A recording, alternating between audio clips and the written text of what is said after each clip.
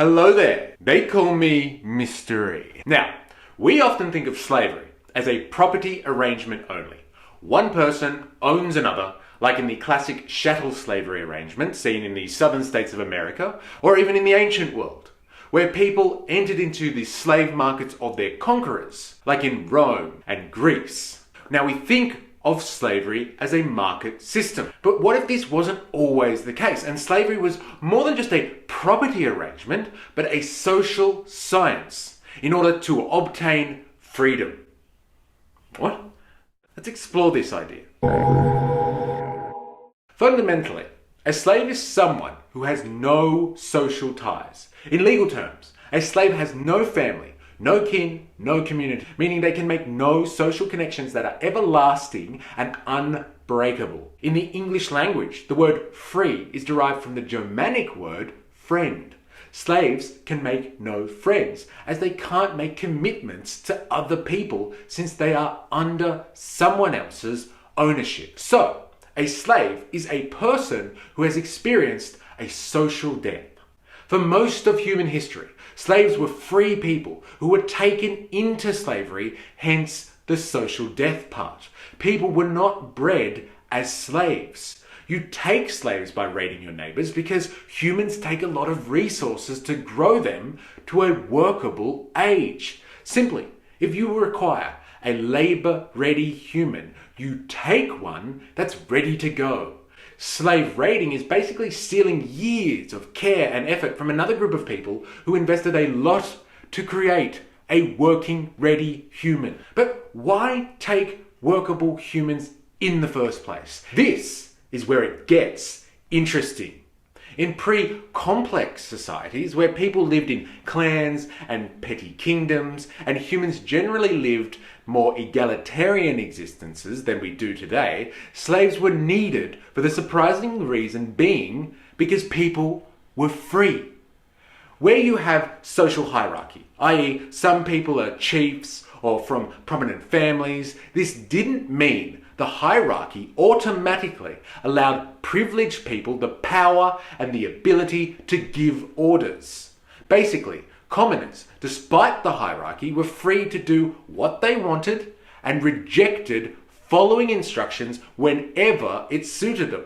So if you were a prominent person and you needed people to work for you so you could free up your time, you had to take them. And so slavery initially seems to be a weird byproduct of freedom. If you can't instruct your own people to do what you want, then take someone else's and teach them your ways and get them to do your dirty work. In these cases, slaves were treated more like domesticated pets than disposable property. Indigenous American slave societies considered using slaves as eating someone's life force. If you exploit someone's labor, you are living off their energy. And if they are helping sustain you by producing food and undertaking your daily activities, then you are in fact eating them in a way. Where slave labor is exploited, you can have aristocrats, warriors, priests, and commoners. If we think of more complex societies like our own, we tend to think that we are free. But does the slavery arrangement still exist? And is it just called something else? Today, most people carry a debt to a bank or in the form of a mortgage or a loan and have to work for an income to survive in order to pay for the things that they need to live. And so it can be said that most people are indebted to the system and tangled in a web of involuntary work. The oldest known word for freedom comes from ancient Sumerian, amagi, meaning return to one's mother. This was used for debt peons, people who were in debt to another and required to work off that debt. Debt peons would sometimes have their debt cancelled out completely by rulers and were then allowed to return to their families. They were allowed to be connected again to their social ties. This is very much like our indebtedness today. People are cut off from socializing. Instead of spending their lives with their friends and family,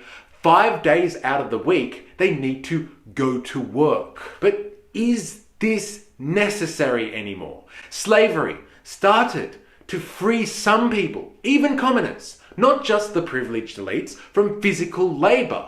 But today, most people aren't required to work the land or in factories. We have technology nowadays that provides for this and theoretically can give all people the opportunity to live free from slavery.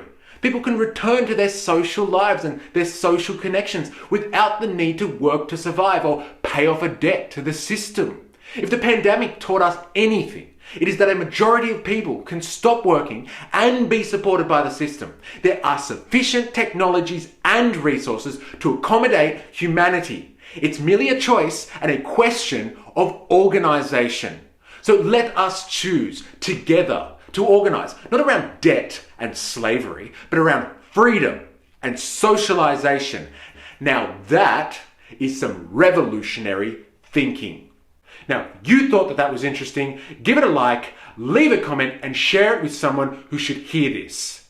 And subscribe for more. There is much to learn before we can unlock the revolution. Remember, I am, you are, we are a mystery.